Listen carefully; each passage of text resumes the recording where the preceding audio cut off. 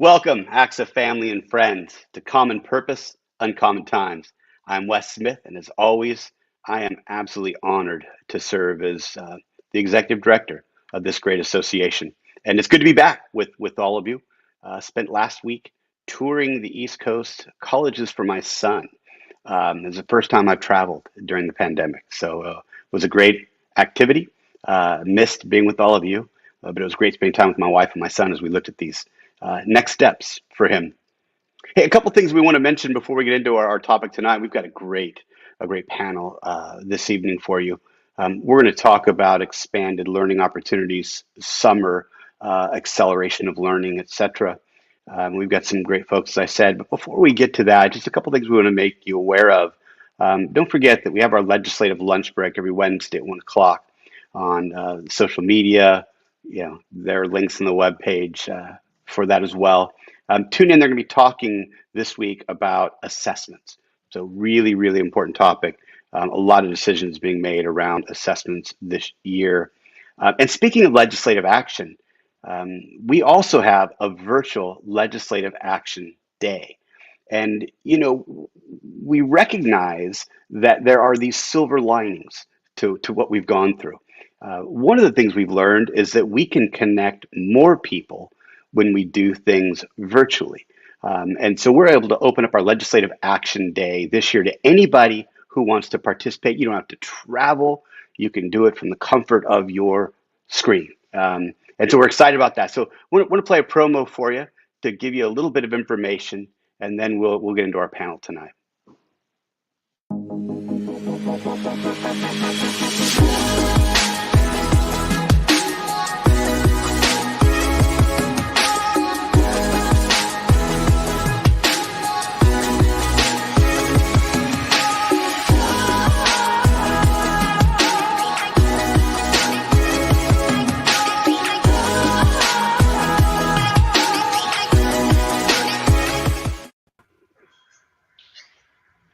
All right, and I know they're going to put the link up there. Folks can click on that, register for the event. It's going to be an exceptional legislative action day here at ACSA.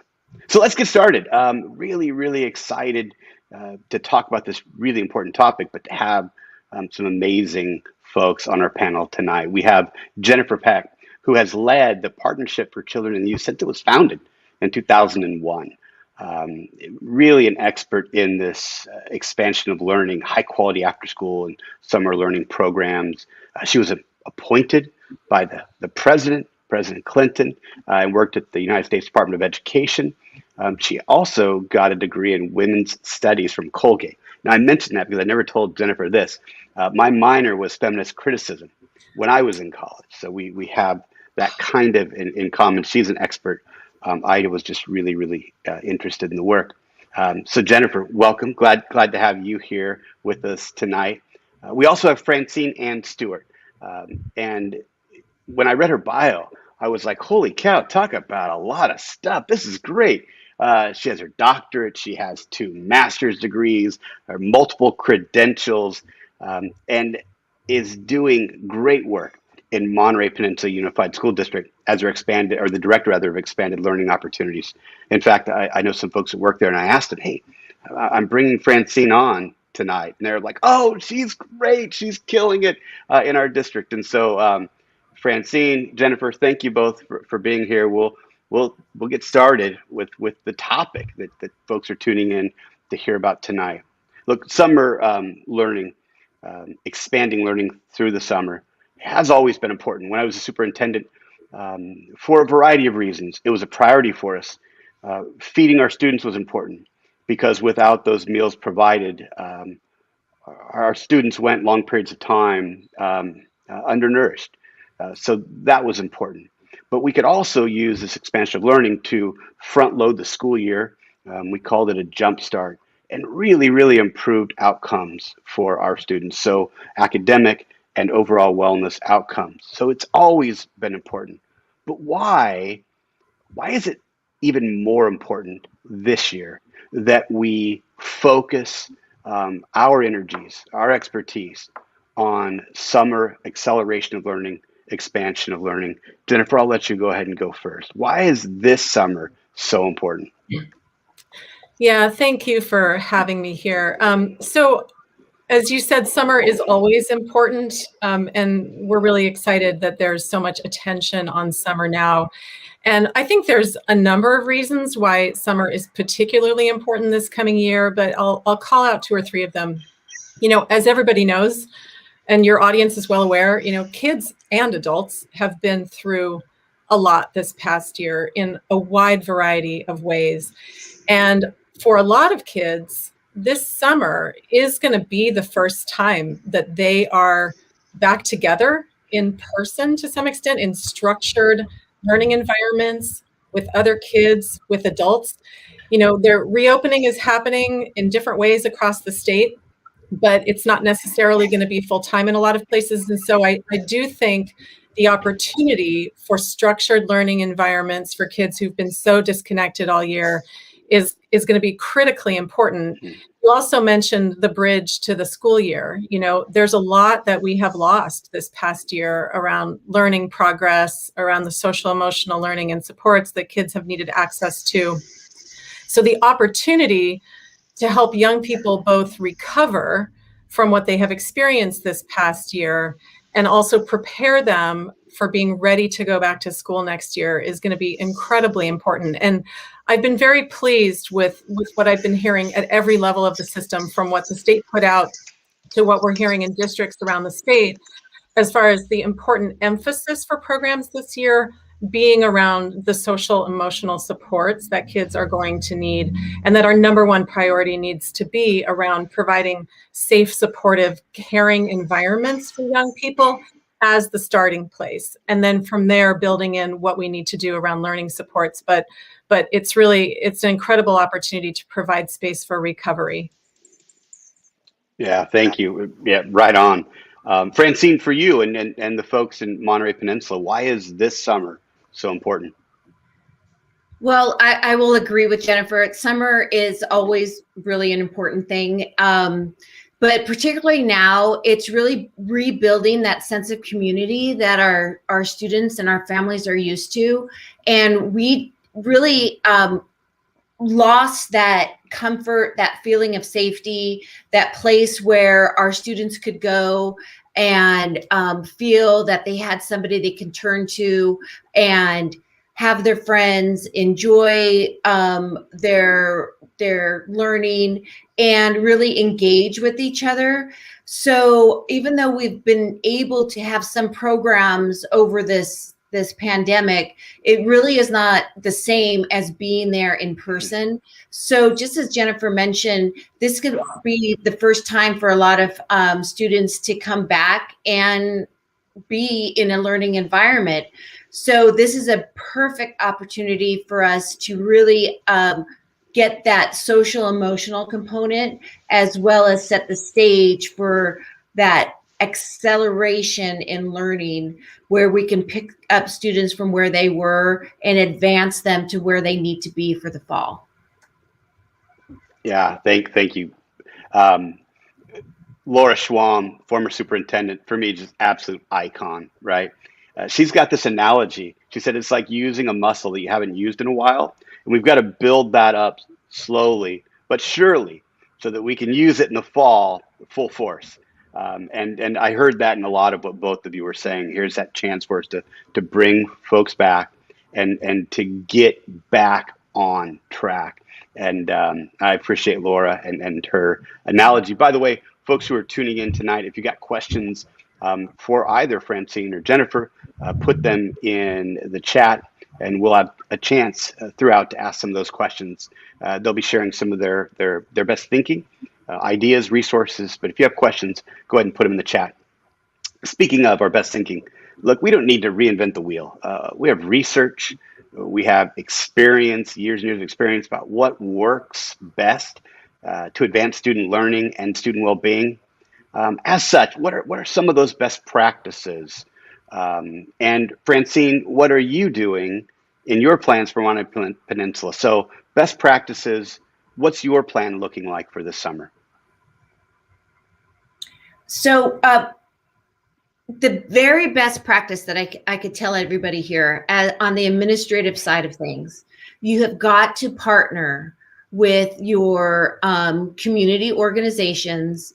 Even within your district, you need to reach out to the program and department that has the ACES funding, the 21st Century funding, your community partners, that YMCA, Boys and Girls Club, any avenue out there that is able to help reach the greatest number of students this summer. And expanded learning within school districts and community partners, they know about enrichment. They know how to bring a good, comprehensive program to a school. So you don't need to reinvent anything. They have a lot of experience with this. And if you haven't reached out, they're waiting for you. If they haven't reached out to you, reach out to them in order to make a program this summer based upon the needs of what your community and your students. So in the past, we have taken more of a global approach in the district, but I think this summer we're going to take a more narrow approach and really look at what each community needs and each school needs, because it varies so much in what they've been able to offer to students, and then tailor that program to meet the needs of those students. Individualized education plans, right? For our students. I've always said that should be, what we apply to all of these questions, right? Let's build what they need. Thank you, Francine. Jennifer, best practices from your research, from your years of doing this work, what would you share with our audience? Yeah, so, we really don't have to reinvent the wheel. There is a ton that we know from many, many years of experience and research about what is effective in getting to student outcomes, both academically as well as well-being and social emotional outcomes. There was just a study released earlier this year from the Rand Corporation that spent 10 years looking at quality summer learning programs around the nation. And the findings from these studies have been very, very consistent around a number of things. One is that we're best off offering full day programs for young people that last for at least 5 to 6 weeks, and that really use a blended staffing model that capitalizes on our teachers and our expert educators to really run the academic portion of the program, and then using our community-based organizations, as Francine was alluding to, for the enrichment part of the program, and to integrate those two things as much as possible. And those blended staffing models and programs that are designed like a camp, that are fun for kids, and are really based around student interests, are the programs that really get the most consistent attendance from kids. And we know that consistent attendance is key to any of the outcomes that we're looking for. So this program design of full day, at least 5 to 6 weeks, very enrichment-based, weaving in learning goals and academic supports, is really the way to go. And there's a ton of resources on this. I know we're gonna hopefully share some of them through this program. We're compiling a lot of the studies and a lot of the resources and examples of what this looks like exactly. But I want to just really emphasize what Francine said about the critical nature of schools and districts partnering with CBOs to do this together. Yeah, that's great. And I'm so happy to hear you also mention this blended staffing. It seems like it's the easy answer, but it's an important answer. How do we accelerate learning? How do we address learning loss, if there is such a thing? Well, it's high quality instruction, right? And that can be provided by a teacher, support staff. But when we look at the whole well-rounded offering, that's when those other folks come in as well and provide that well-rounded, high quality approach. So really, really important. Let's talk about the resources, because we've been mentioning it a bit, but unprecedented really this year, the state and federal government looking at this issue and saying, this is important and we have to fund it because it's important. So $4.6 billion in California, federal dollars that are earmarked for this. A great opportunity for our folks to leverage those resources and make a positive difference for students. But it's also an opportunity for us to not do that, to spend money on things we shouldn't be spending on, that research doesn't support making a difference for students. But let's talk about the positive. What are some of the best uses for those state and federal funds, according to you, the experts? Francine, what about you first? So I think it's really important that we focus our funds, our ESSER funds or our expanded learning funds, any kind of, we do have a lot of funding available on staffing. And part of that staffing is a combination of classified staff with expanded learning, plus integrating credentialed teachers, as well as providing professional development for all the staff in terms of what we're doing with MPUSD, that we have teachers that are applying to teach for our summer program. They've already started partaking in a professional development program. It started in February, it will go through May, and then they get an additional stipend for that. Professional development opportunities are great allocation of resources because it's the gift that keeps on giving. So you invest in some knowledge and training in your staff and they become trainers of trainers. So I do think that staffing is going to be an issue in the summer. We've already started to recruit staff, but it is important to keep all avenues open. So in our district, even substitutes that we've had, like super subs or long-term subs that really know students and work well with them, we will reach out to them and hire them for summer.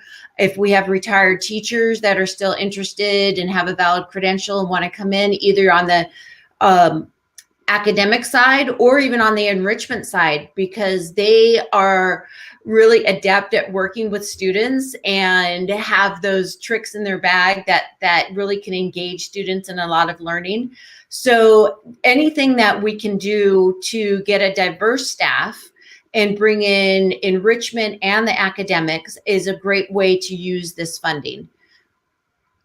That's awesome.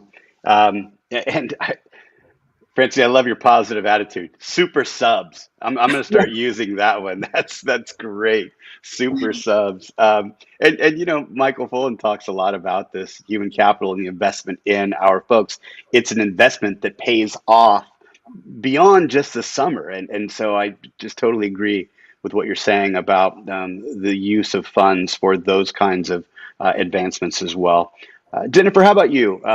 Thoughts on how best to use these resources to make the most difference this summer? Yeah, for me, it falls into three categories. It's staffing, it's training, and it's providing as many slots for as many kids as we possibly can and get really creative in how we do that. You know, I saw a comment pop up about the concern about staffing this summer, which I think is a concern all over the place. You know, teachers have had a really tough year, and I think a lot of teachers are fatigued. You know, we're losing teachers from the profession. And I think this coming summer, given we want to serve more kids, but we might have fewer teachers at our disposal, we're going to have to be very, very creative in how we think about identifying and recruiting the staffing that we're really going to need. And Francine mentioned some of those things. They include reaching out to your retired teachers and your subs. You know, we've been talking a bit with the CSU system around the opportunity to recruit pre-service teachers and our teacher candidates to work in summer programs this year and paying them and providing incentives for them to do that. You know, our pre-service teachers have not had any practical classroom experience for the most part this past year, and they need jobs. And so that's a great potential resource. The other place I really think we should be investing when it comes to our high school students is to be hiring high school students to be working in our summer programs to help run the enrichment and to do some tutoring with younger students. It's such a win-win. You know, our young people need to make money. They need work-based learning opportunities. And we could even weave in credit recovery as a part of this. And so I really think trying to reserve resources for some of those creative solutions that will apply across age groups are some things that we can really do well this summer if we put our mind to it. My son loves that answer. And I love it for him. Hire my son to do summer work. No, those are all great ideas. And it is important for us to be good fiscal stewards, of course, of those resources. But not everything costs. And each of you have mentioned partnerships. There are some creative partnerships, some meaningful partnerships out there. Jennifer, why don't you speak to some of the partnerships that you think have been especially important for districts? And someone asked a question about, do you know of any partnerships where they're using retired or emeritus? You mentioned retirees coming back.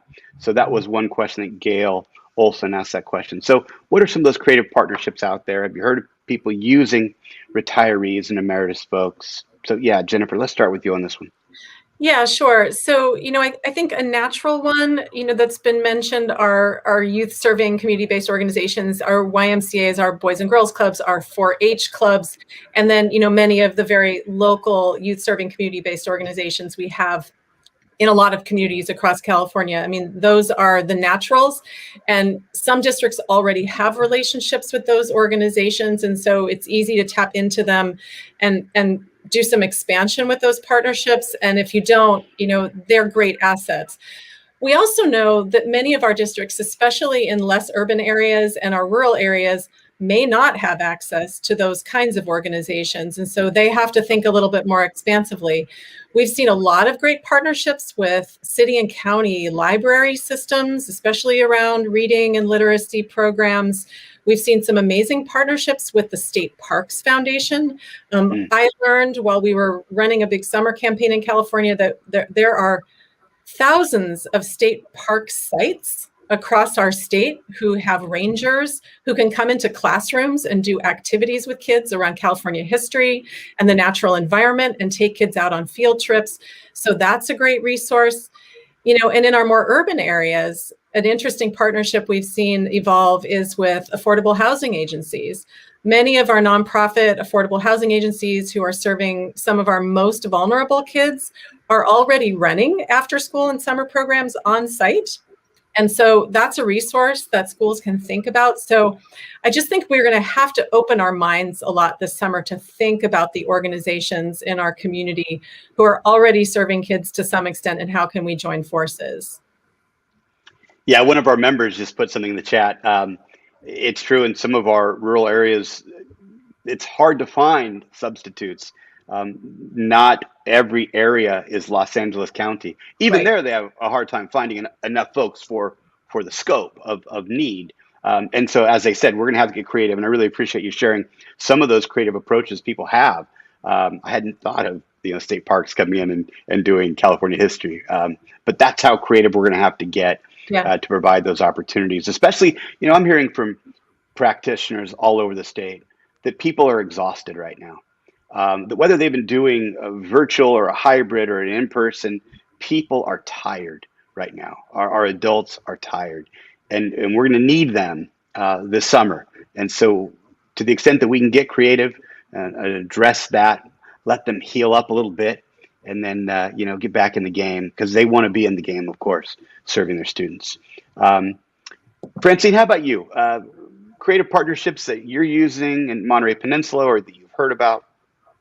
So one of the things, we have a Cal State University, Monterey Bay here. There's a huge population of service learners that prior to the pandemic, we had a channel there, and now that's opening back up again. That's a really valuable way to get some expertise, and all the majors have a service learning requirement. So you can have science, math, literature, and they can help on the academic end as well as the enrichment end.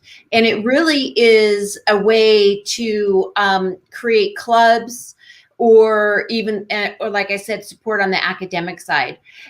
In terms of recruiting people to come in and work, one of the things our district has done is, because for ACES in 21st century, you have to be paraprofessional compliant based upon the district's criteria.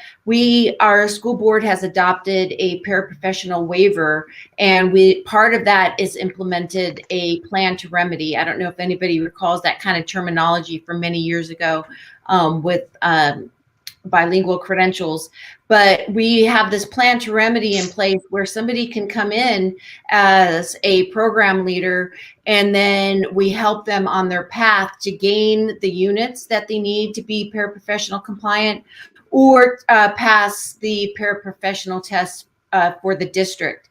And then as that actually a pathway as well to eventually partner up with the County Office of Education and maybe get into a bachelor's degree. They can then advance to a site director. And then now we have several of our site directors moving on to a partnership with the teacher residency program, and they're going to become teachers and get their master's degree at the same time. So that kind of pathway is there, and it's hopefully will entice, people to come in and apply and just get their feet wet and realize how much they enjoy working with students.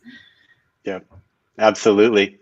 Hey, Alicia Padilla asked a question about, how do we make sure that we're getting our neediest students, those students who may be reluctant to come to what we call summer school.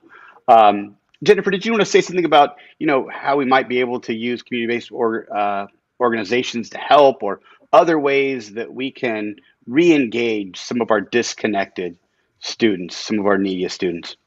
Yes. And, one thing I meant to say in the beginning of the program when we were talking about what's so important about this coming summer is that so many kids have been disengaged this year for a wide variety of reasons. And there's kids that we need to find still who have just not been logging on at all. And I think this summer is going to be a critically important time to really focus on, identifying and re-engaging the students who have really had the toughest time with distance learning. And this really is where our community-based youth serving providers are such a huge asset that I think everybody has to think very carefully about. The staff from these organizations typically live in the same communities as the students that they are serving. If it's a high population of English learners, the staff typically speak the language. The after-school summer workforce is a hugely bilingual workforce. It's a lot of young people of color, and they have relationships with the families. They know the families in a lot of cases, and they are hugely valuable in this task of re-engaging kids and giving families the confidence to send their kids back into these structured in-person learning environments, which we really shouldn't underestimate. So that just, I think, can't be understated. Oh, thank you. One more question before we talk about what gives us hope to end tonight's show. But Jennifer, I know that you and your colleagues at Partnership for Children and Youth are compiling resources. During Common Purpose, we try to inform and give away free stuff and make people aware of resources that are out there. So can you share kind of the nature of those resources and let our members know how they can have access to them? Yes, thank you. We have a ton of free stuff, and I'm excited to talk about it. I'll be super quick. So one is that we developed a summer planning guide that's specifically for this summer 2021 that we wrote together with the National Summer Learning Association. I think we're going to put a link in the chat. There it is. And, it has a lot of good links to resources and ideas for people who are planning summer. We also have a summer planning webinar series that we're conducting called Summer Game Plan that has many different topics around summer planning that we're doing on a weekly basis over the next month. So we encourage people to log on. And finally, we're going to have free technical assistance available to districts funded by the California Collaborative for Educational Excellence that we're going to be making available. We're going to have a portal on our website that we will be sure to share through your networks if folks need planning support, access to tools, curriculum, partnership ideas, all of that. Oh, that's awesome. Jennifer, I tell you, I appreciate you all the time, but here's just one more reason why, compiling important resources and letting our folks and their students, more importantly, benefit from them. So thank you. I was listening to one of my staff members today.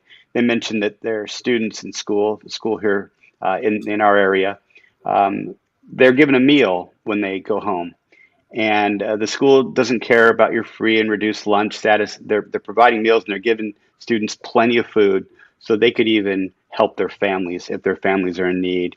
And it's yet another thing that gives me hope that we have educators out there that are saying, whatever it takes, we are going to serve our students. And we know that their needs include social, emotional needs, physical needs, food insecurities, and hunger. And our members going above and beyond to protect their students gives me hope. Francine, what gives you hope? I'm so glad you asked, because I get hope every day because of my expanded learning staff who has been offering in-person programs in MPUSD since August. And I see them coming every day and doing everything they can for our students from 7:30 to 4 o'clock in terms of helping them with their online learning, providing them breakfast, lunch, supper to go home, and giving them, our students, that sense of normalcy that they haven't had. So seeing my staff and then partnering with the school district and the administrators and the teachers and the regular school day as they're reopening and sharing the things that we've learned and seeing it be put into practice on the reopening really gives me hope and excitement about summer. I'm looking forward to it. Right on, right on. Thank you. Jennifer, what gives you hope? There's lots of things, but I'll mention a big picture one, which is that with this attention to summer and the infusion of resources we're going to have over the next 2 to 3 years, we really have a chance to fix this problem of the summer gap, which has been so detrimental to kids from families who cannot afford camps and vacations and all the things that I provide to my kids and you provide to your kids. And we know that learning is a year-round endeavor. And I think we have an opportunity here to build year-round equitable learning opportunities for so many more kids in our state. Yeah, right on. Well, look, I want to thank Francine and Jennifer for being here tonight. They could have been pre-gaming the national championship, which doesn't start for another half hour. So don't worry, folks. Don't need to rush to your TVs. But they decided to be here with us, sharing some of these resources, thinking best practices. I also want to thank all of you out there doing the work. These are uncommon times. These are the most challenging times of my professional career. And you are out there every day doing the work to ensure that your students get every opportunity they need and deserve. And oftentimes, without the support of your communities, who are wound tight these days. So thank you. Thank you for everything you're doing. We'll see you next time on Common Purpose, Uncommon Times.